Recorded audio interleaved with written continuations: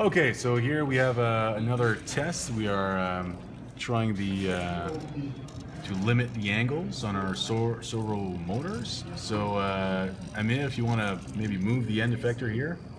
So right now we've limited the end effector to a range of 15 to 50 degrees. So we can see. There we go. Seems to work pretty good. All right, now we've also limited the shoulder. I believe it was from 60 to 130. And then we've also limited the base from 50 to 150.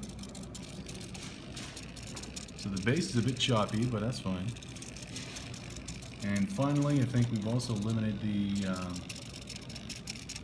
was it the shoulder or? This is the elbow. Yeah, the elbow.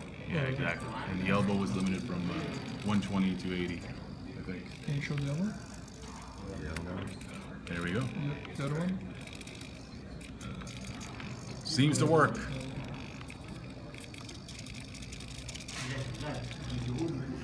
Good.